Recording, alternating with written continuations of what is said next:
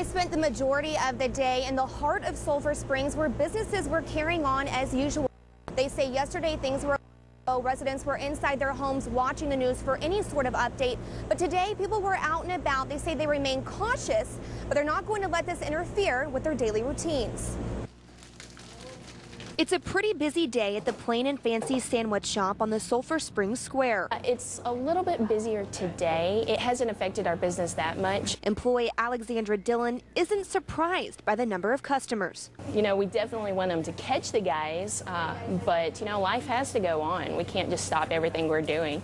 So, you know, you do what you got to do and be safe. David and Janice Douglas say this isn't going to affect how they spend their day. We're just out, you know, enjoying the day and just had lunch over there at the local restaurant. But they do take extra precautions, especially at night. We got a glass front door. We even put a sheet over it just so nobody could tell we were home. You know, left the lights on all night last night outside. Mike Lamb says this may be his first year as the Sulphur Springs superintendent, but he has faced situations like this before. I was the high school principal in Huntsville, which has 11 prisons. So we did this a few times as the high school principal with 1,600 kids.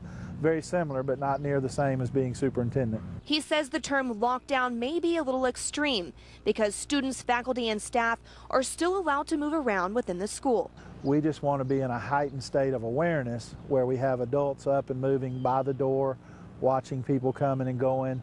We've changed a few of our procedures on check-out, check-in type thing, but we simply want to be in a heightened state of awareness, not necessarily a full-fledged lockdown. Overall, extra safety precautions have been taken, but this community remains optimistic that this search will soon end. We have faith, though, in our sheriff's department and in the police department, and we know that they're doing everything that they possibly can to catch the guys, so there's definitely faith in them in that.